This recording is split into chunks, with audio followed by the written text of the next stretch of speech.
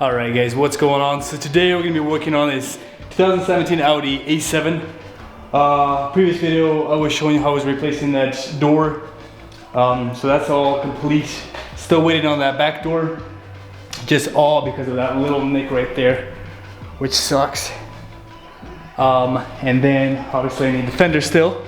So once I get the fender, I can now then take it to the body shop and they can paint it. But meanwhile, we're going to be changing the oil in this car. It's not due for an oil change. I think it's still got like about 6,000 miles, but I'm still gonna do it just in case. I don't know, it might have been sitting for a while, so since it was, you know, it was wrecked and the insurance company had it for a while, so I'm gonna do that right now. I got all the tools, got the jacks and the proper jack stand, so you guys will be happy and proud of me. And I got the oil and the filter.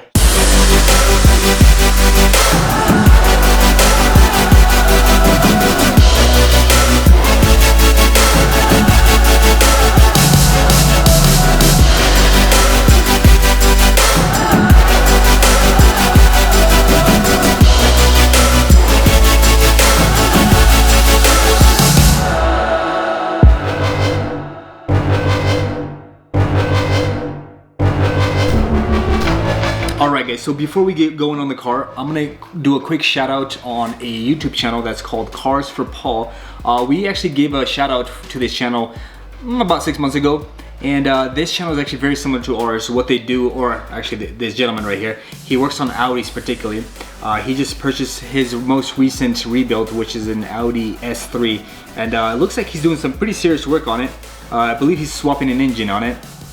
But yeah, very similar content. We're not as extreme as him, but his ultimate goal on this YouTube channel is to obtain his dream car, which is an Audi R8. So yeah, go to his channel, give him a like, and leave him a comment knowing that you came from Burning Rubber.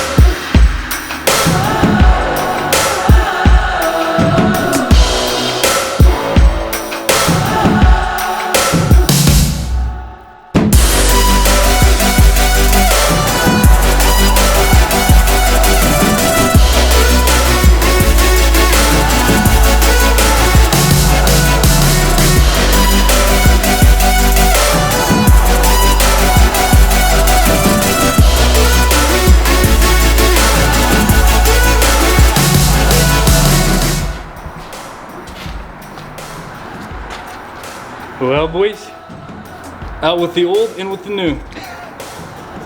This thing can run. Ты сильнее. Oh, да? Yeah. Только не в мире.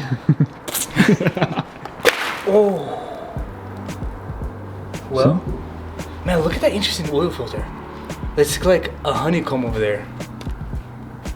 Extra strange. Thank you, boss. That is weird. Still going.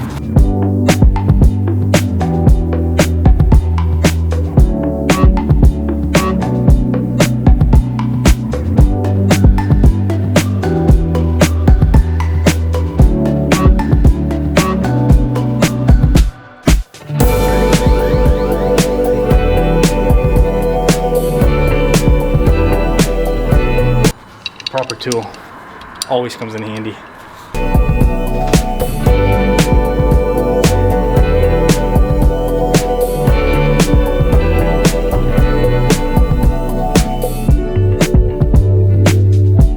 Still going. Still going. Now I'm gonna wait just a little bit more. Yeah, see, that's the thing, I guess. Next time when I do the car, I'm gonna have to lift the passenger side. That way everything drains, because the plug is on this side.